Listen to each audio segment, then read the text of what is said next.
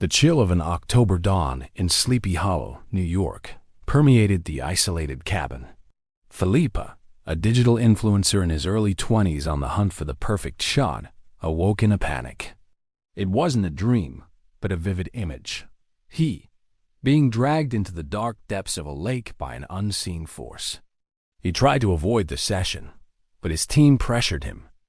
As he neared the shore, he slipped. He managed to grab onto a branch, but the reflection of his face in the water warped into an expression of terror, and the current dragged him into a new, crueler trap, sealing his fate. A glacial cold ran down his spine, a premonition, a certainty. The lake awaited him. Felipe's phone alarm blared into the morning silence, an abrupt contrast to the nightmare that still suffocated him. He sat up in bed, cold sweat on his forehead, the echo of the vision still clear in his mind. Lake Wampus, a picturesque and isolated spot on the outskirts of Sleepy Hollow, was the setting for the photo shoot scheduled for that day. The same landscape that haunted his premonition. Felipe, known for his impeccable image and enviable lifestyle, felt an icy shiver run down his spine. It wasn't just the autumnal morning chill. It was a dark foreboding, a silent warning. He got up, muscles tense, and walked to the window. Mist hung over the oak and maple woods, painting the landscape in shades of gray and ochre. The smell of damp leaves and wet earth filled the room, a familiar scent that, at that moment, seemed to carry a macabre weight. As he got ready, every movement felt heavy, laden with a reluctance he couldn't explain. He tried to rationalize, to convince himself it was just the stress of his exhausted routine. After all, an influencer's life was a constant race for content. However, the image of his own face disfigured in the water's reflection, a mask of absolute terror, refused to disappear. He felt a knot in his stomach, a primal warning. He tried to call his manager, Laura, to cancel, but his phone seemed dead. The battery, which he swore he had charged all night, was at zero. A small email, sent by her hours earlier, confirmed the session. "See you at Wampus. Perfect scenery for your next viral." Laura's optimistic tone sounded like a macabre echo. Breakfast, an egg and bacon sandwich he usually devoured, remained untouched on his plate. His coffee grew cold in the cup. He felt the weight of the lake's invisible gaze upon him, a morbid attraction he couldn't ignore. The air was heavy, each inhalation feeling cold and dense. The sound of the wind, whipping the dry branches of the trees outside, sounded like indecipherable whispers, a chorus of distant voices that seemed to call to him. When the team van finally arrived, Felipe felt like a condemned man walking to the guillotine. He greeted Laura, his manager, a woman in her early 30s with tireless energy and a professional smile. Beside her was Marcos, the photographer, a creative young man with a focused gaze, but who seemed oblivious to the palpable tension in the air. Laura, noticing Felipe's paleness, asked with her cheerful voice, "Everything all right, Felipe? You look like you've seen a ghost." Felipe forced a smile. "Sleepless nights, Laura. Too much work." The excuse sounded hollow even to him. As they drove towards the lake, Felipe observed Sleepy Hollow's rural landscape. The vast fields, the weathered wooden fences, the isolated houses with their smoking chimneys. Autumn was at its peak, painting the trees in vibrant shades of red, orange, and gold. The beauty was undeniable, but for Felipe, it was tinged with a dark foreboding. He closed his eyes for an instant, and the image of the lake, of the dark waters, and the invisible force returned with disturbing clarity. That lake wasn't just a backdrop. It was a trap waiting to close. The van stopped in a damp clearing, a few meters from the shore of Lake Wampus. The air, upon opening the door, was even colder, laden with the unmistakable smell of stagnant water and decaying vegetation. The sound of the wind, which before had seemed like a whisper, now whistled through the pine trees, echoing in his ears like a lament. The lake's surface, gray and opaque under the cloudy sky, seemed to reflect Felipe's own anguish. Marcos, oblivious to the influencer's internal torment, was already unpacking his equipment with infectious enthusiasm. Laura, in turn, consulted her clipboard, reviewing the angles and poses that needed to be captured. "Let's start on the east bank, Felipe," Laura instructed, pointing to an area where the trees leaned dramatically over the water. "The light is perfect there for the sunrise." Felipe swallowed hard. The east bank. It was exactly where, in his premonition, the invisible force had dragged him into the depths. A wave of nausea hit him, and he felt his hands sweating, despite the cold. "Laura, can we start somewhere else?" He tried, his voice hoarser than expected. "Perhaps near the rocks on the west side? The scenery there is equally dramatic." Laura raised an eyebrow, a flicker of impatience in her eyes. "Felipe, we've already reviewed the plan. The morning light on the east is crucial for the effect we want. You know how lighting makes all the difference in metrics." Marcos interjected, his voice enthusiastic. "That's right, Felipe. That morning reflection on the water with you in profile. It's going to be amazing." The team's pressure was palpable, an invisible web entangling him. Felipe felt cornered. He was the face of that brand, the flagship of that campaign. To refuse would be seen as a whim, questionable professionalism. He resigned himself. Each step towards the east bank was a burden. The ground beneath his feet was soft and damp, the dry leaves crunching with a crisp, almost sinister sound. Small branches snapped, and the distant creaking of some creature in the forest only increased the feeling of isolation. The smell of moss and wet earth intensified, mixing with the cold breath of the lake. He could feel the lake, almost as if the air itself was denser near it. The water seemed to call to him. As he approached the shore, Marcos already had his camera ready. "Perfect. Now, Felipe, position yourself there, right on the edge. We want the depth of the lake in the background." Felipe looked at the water. The surface, though calm, seemed to hide secrets, unfathomable mysteries. He saw the reflection of his own face in the water, distorted by the slight ripples. It was a premonition, a subtle dance between the real and the dreamlike. He took a hesitant step, trying to maintain the minimum distance from the edge.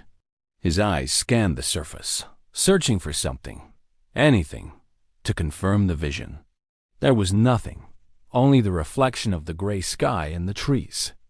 But the sensation, the chill that ran through him, was too real to ignore. "A little more, Felipe. Just one more step forward." Laura encouraged, cell phone in hand, filming the behind the scenes. Her voice was a distant echo in his mind, overshadowed by the incessant sound of his own heart pounding in his chest. He took another step, his shoes slipping slightly on the mud hidden beneath the leaves. His balance was precarious. He tried to steady himself, muscles tense, but the feeling that something was pulling him was almost irresistible.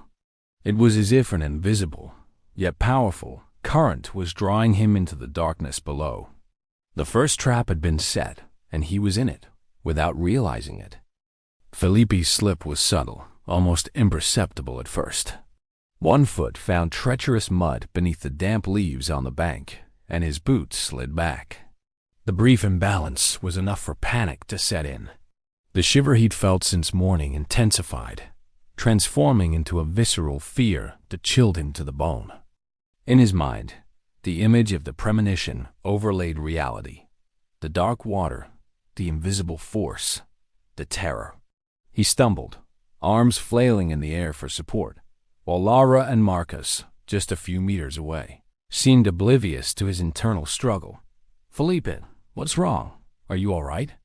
Laura asked, her voice slightly impatient, her gaze fixed on her phone screen. Marcos, with his camera raised, captured what he thought was a spontaneous moment for the behind-the-scenes video.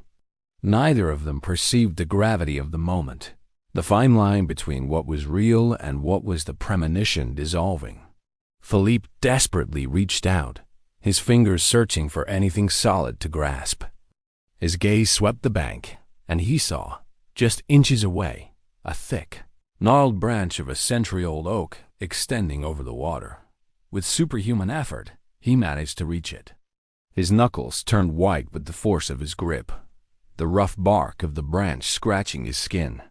He managed to stop his fall, hanging precariously over the murky waters. A momentary sigh of relief escaped his lips, but the vision that followed transformed that relief into an even greater terror.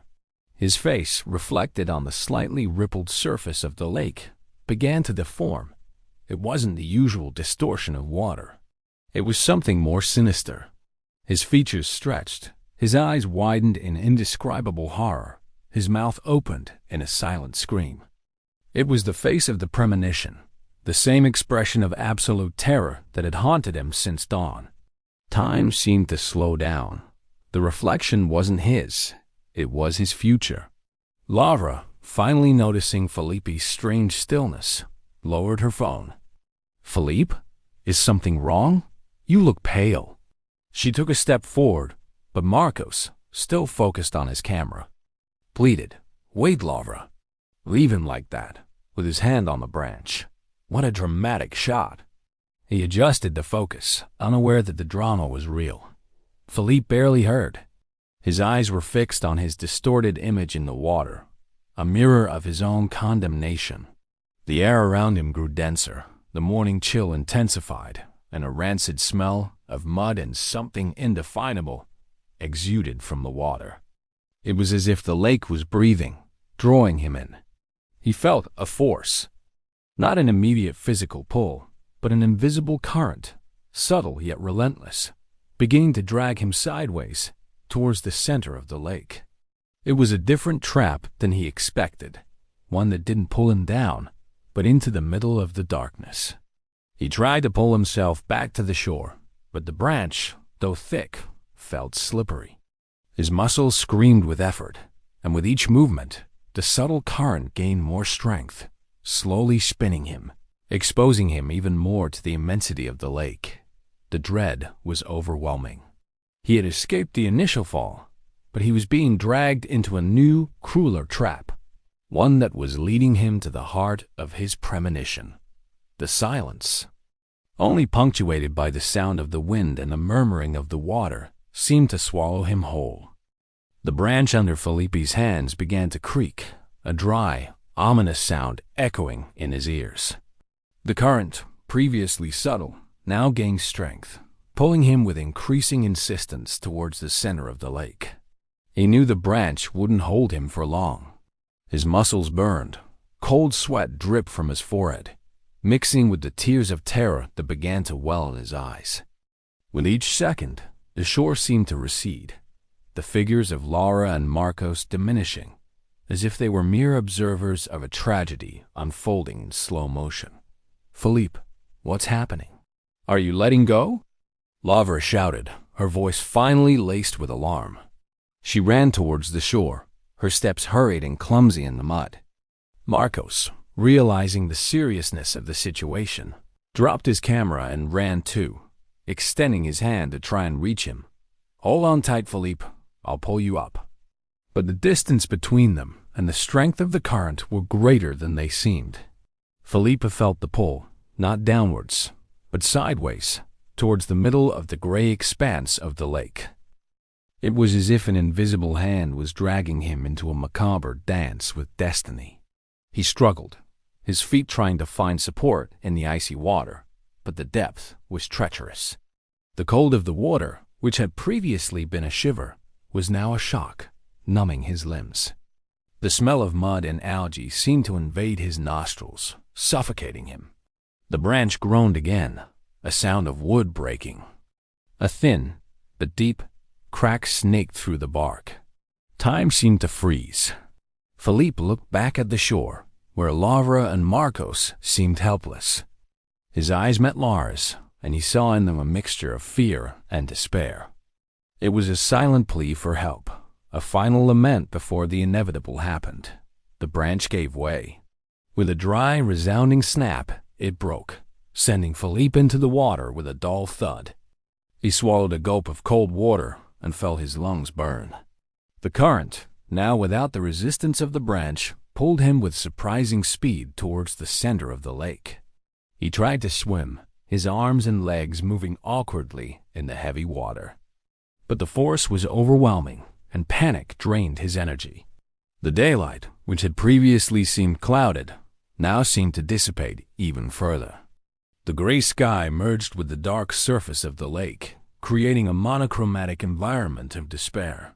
He felt the water engulfing him, rising over his body, dragging him away from the shore into the heart of the Premonition. It was no longer the fall, but the drag, the sensation of being swallowed by the immensity. The trap had closed, not in the way he predicted, but in an even more relentless manner. Fate could not be deceived. Philippe fought against the invisible current, but the lake, an abyss of dark, icy waters, seemed to have a life of its own. He felt like a puppet, manipulated by an implacable force, dragged further and further away from the safety of the shore. His lungs screamed for air, and with each attempt to breathe, brackish water invaded his mouth, the bitter taste of defeat. The sight of Laura and Marcos, now mere distant dots on the shore, became blurred, distorted by tears and the water that clouded his eyes. The cold of the lake, a deadly embrace, penetrated every fiber of his body, stealing his warmth and hope. The premonition had been a warning, but the form of its execution was more subtle, more cruel. He had tried to escape the vertical fall, only to be dragged horizontally to an even more inevitable fate. The lake, in its cold indifference, seemed to laugh at his efforts. The sound of water beating against his body was a dull echo in his ears, mixed with the buzzing of his own exhaustion. He tried to scream, but no sound came out. His throat was constricted, his muscles paralyzed by cold and fear. With each movement, he felt the current intensify, pulling him with more urgency to the center. The trees on the shore seemed to lean towards him, like silent witnesses to his imminent end. The smell of mud, now, was overwhelming, a constant reminder of the darkness that awaited him. In a last desperate effort, Philippe managed to lift his head above the surface, only to see the gray, opaque sky. There was no sun, no hope. The cloud covering the sky seemed to reflect his own soul, devoid of light. He felt the vertigo, the dizziness of hypoxia and panic. Life flashed before his eyes, not in flashes of happy moments, but as a series of perfect photos, calculated poses, a life built for social media. The irony was cruel. He sought the perfect image, and now his last image would be that of his own despair. The current pulled him with a final tug, stronger than any before. He wasn't being drowned. He wasn't being dragged to the bottom all at once. It was a slow dance, a prolonged embrace with death. The lake seemed to wrap him in its invisible tentacles, not to crush him, but to absorb him, to make him part of its own darkness. He no longer felt his body, only the sensation of being swallowed, of becoming part of the water. Breathing became a titanic effort. His arms, once strong and agile, now weighed tons, lacking the strength to fight. Consciousness began to fade, the edges of his vision turning dark. The cold that invaded him was no longer a sensation, but an absence of everything, an icy void. He felt the air bubbles rising, not from his lungs, but from an even deeper place, from the very core of his existence. It was the end, not a violent end, but an inevitable, silent, and, in a way, poetic end. Lake Wampus, under the gray shroud of the autumn sky, kept its secrets. The surface, previously slightly rippled, now calmed, reflecting the desolation of the trees that bowed over its banks. The silence, dense and oppressive, seemed to fill the air, punctuated only by the sound of the wind whistling through the pine trees and the rustle of dry leaves on the damp ground. Laura and Marcos, on the shore, observed the immensity of the water, their eyes welling up, despair and disbelief etched on their faces. Where once stood a vibrant young man, now there was only the mirrored surface of an indifferent lake. No mark, no bubble, no trace of Philippe. Just the treacherous calm of the water that swallowed an influencer. The smell of wet earth and decaying leaves mixed with the metallic, damp aroma rising from the lake, a smell of absence, of emptiness. Marcos, with the camera still hanging around his neck, but useless, stared fixedly at the spot where Philippe had disappeared. His mind struggled to process the speed and brutality of what had happened. He's gone? He whispered, his voice choked. Laura, in turn, was pale, her lips trembling. Her phone, with the video of Felipe's last session, slipped from her hands, falling into the mud with a soft thud. She didn't care. The scene, the image of Felipe being dragged, though not explicitly violent, was etched in her mind. A horror movie on loop. Fate had played its part, indirectly, subtly, but undeniably. There were no screams, only the silent absorption of a life. The wind blew harder, and a dry, yellowed leaf, detached from a maple, landed softly on the surface of the lake, floating for an instant before being pulled underwater by an invisible current. It was a symbolic image, an echo of what had just happened, but without the explicit pain, without the graphic violence. Nature, in its implacable beauty, had sealed Felipe's fate, transforming his search for the perfect image into his last and darkest performance.